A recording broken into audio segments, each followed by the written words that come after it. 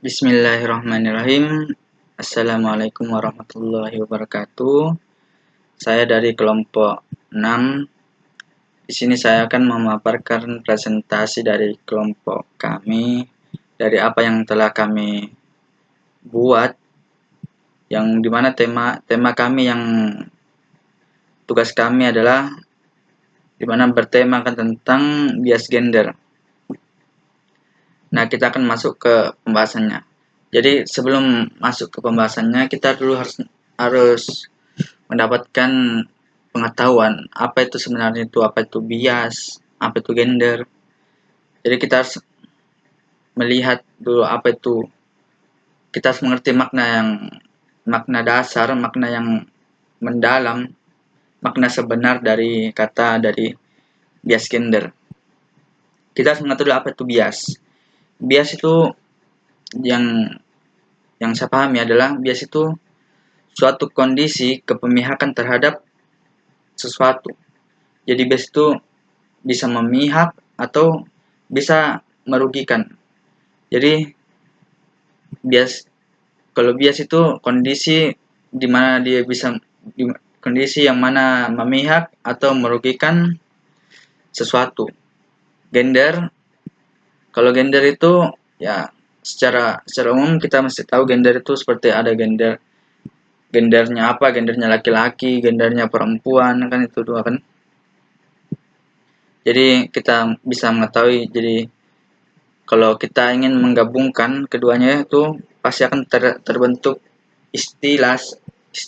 Jadi bias gender itu semacam suatu kondisi yang mana dia akan dapat menguntungkan suatu gender atau merugikan suatu gender. Jadi pembahasan kami adalah di mana kita akan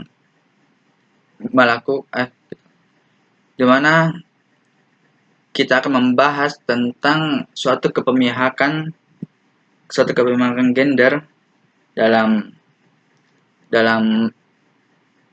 Al-Quran dan hadis. Di sini setelah kita tahu apa itu bias gender, kita akan masuk ke pembahasannya, yaitu pembahasan lebih mendalam. Sebelumnya bias gender itu banyak yang sudah memaparkannya, banyak artikel yang sudah ada. Dan dalam bias gender itu kalau kita ingin merujuk ke kitab, kita bisa, terutama kita Indonesia ya, kita bisa menilik kitab-kitab seperti Al-Misbah, An-Nur, Al-Ibris, dan Al-Azhar. Dan contohnya seperti dalam kitab An-Nur, karya ulama yang sangat terkenal, yaitu Hasbi As-Siddiqi. Jadi dalam bukunya itu Hasbi As-Siddiqi, di sana beliau menggunakan metode tahlili, yang mana seperti kita tahu tahlili itu yang mana menjelaskan sesuatu secara terperinci. Jadi buku itu sangatlah bagus. Dan saya di sini akan memfokuskan pembahasan saya tentang hadis. Jadi ada tentang hadis dan Al-Quran ya. Jadi di sini kita akan melihat ada bunyi hadis yang kita langsung masuk saja. Hadisnya itu berbunyi, telah menceritakan kepada kami Sa'id bin Abu Maryam berkata telah mengabarkan kepada kami, Muhammad bin Ja'far berkata telah mengabarkan kepadaku, Zaid yaitu Ibnu Aslam dari Ilyah bin Abdullah dan Abu Said Al-Khudri berkata, Rasulullah SAW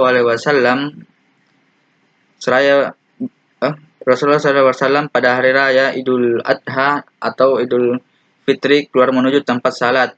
Beliau melewati para wanita seraya bersabda, wahai para wanita, hendaklah kalian bersedekahlah, sebab diperlihatkan kepadaku bahwa kalian adalah yang paling banyak penghuni neraka. Kami bertanya, apa sebab wahai Rasulullah? Beliau menjawab, kalian banyak melaknat dan banyak mengingkari pemberian suami, dan kami tidak pernah melihat dari tulang laki-laki yang akalnya lebih cepat hilang dan lemah agama selain kalian. Kami bertanya, wahai Rasulullah, apa tanda dari kekurangan akal dan lemah agama? Beliau menjawab, bukanlah persaksian seorang wanita setengah dari persaksian laki-laki. Kami menjawab, benar. Beliau berkata lagi, itulah kekurangan akalnya. Dan bukanlah seorang wanita bila dia sedang haid dia tidak salat dan puasa. Kami menjawab, benar. Beliau berkata, itulah kekurangan agamanya. Jadi dari hadis ini kita bisa melihat kalau orang yang misalnya dia awam tentang jarang membaca hadis, tiba-tiba dia perempuan yang membaca hadis ini, pasti dia akan merasa dia kenapa perempuan ini kurang akalnya. Kan itu ada pembiasan gender kan situ, ada kepemihakan. Kenapa bukan laki-laki yang tadi ada persaksian, kenapa persaksian wanita setengah dari persaksian pria, dan kenapa wanita juga kalau haid nggak bisa pergi salat. Tentu ada pembahasan tersendiri tentang haid.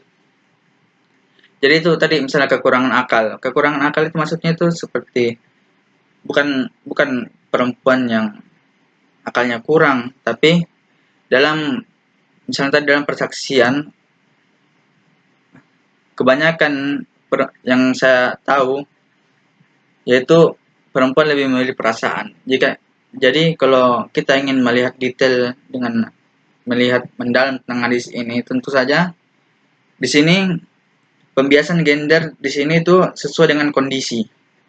Jadi kondisinya itu memang misalnya ada laki-laki yang diuntungkan dengan misalnya perempuan harus butuh 2 persaksian baru dalam persidangan, sedangkan laki-laki hanya butuh 1. Jadi dalam ini adalah kondisi.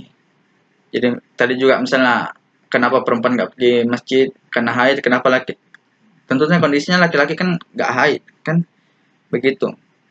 Jadi penjelasan hadisnya itu semacam itu. Karena kenapa saya ambil hadis ini, karena di sini saya melihat ada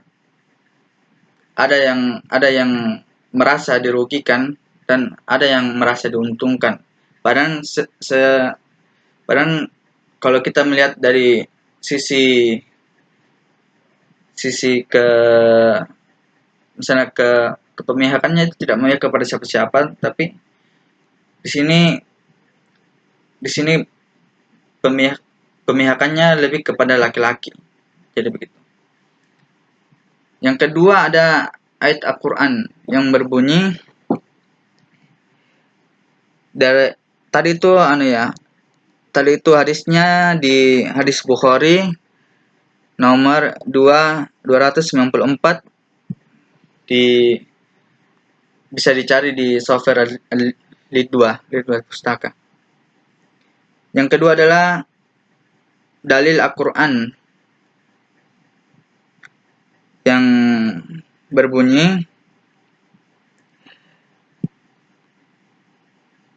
kaum laki-laki itu adalah pemimpin bagi kaum wanita oleh karena Allah telah melebihkan sebagian mereka, yaitu yang dilebihkan laki-laki atas sebagian yang lain, yaitu wanita, dan karena mereka laki-laki telah menafkahkan sebagian dari harta mereka. Sebab itu maka wanita yang saleh ialah yang taat kepada Allah, lagi memelihara diri ketika suaminya tidak ada, karena Allah telah memelihara mereka, wanita-wanita yang kamu khawatirkan nusyusnya. Maka nasihatilah mereka dan pisahkanlah mereka di tempat tidur mereka, dan pukullah mereka. Kemudian jika mereka mentaatimu, janganlah kamu mencari jalan untuk menyusahkan. Sesungguhnya Allah Maha Tinggi lagi Maha Besar. Jadi kenapa saya ambil dari ayat ini? Sebenarnya ini Quran surah An-Nisa ayat 34, bisa dilihat. Kalau kenapa saya mengambil hadis mengambil akurat, yaitu ayat dari Al-Quran ini, karena di sini ada kata-kata yang dimana kalau kita baca sekedar membaca tanpa menafsirkannya, di sini karena Allah telah melebihkan sebagian mereka laki-laki atas sebagian yang lain wanita. Jadi ada ke keterpemihakan laki-laki daripada perempuan. Tapi dari kalau kita potong dari situ saja, tentu saja tidak ada pemahaman tentang ayat ini, yang mana dan dikarenakan kenapa perempuan dikasih sebagian dari laki-laki, karena mereka, yaitu laki-laki, telah menafkahkan sebagian dari harta mereka. Sebab itu maka wanita-wanita yang salehah ialah yang taat kepada Allah dan memelihara diri ketika suaminya tidak ada. Jadi di mana dalam ayat ini keterpemihakan perempuan, keterpemihakan laki-laki di sini tentu dalam kondisi. Jadi mungkin sekian. Jadi mohon maaf jika banyak kekurangan dari saya. Sekian, terima kasih. Assalamualaikum warahmatullahi wabarakatuh.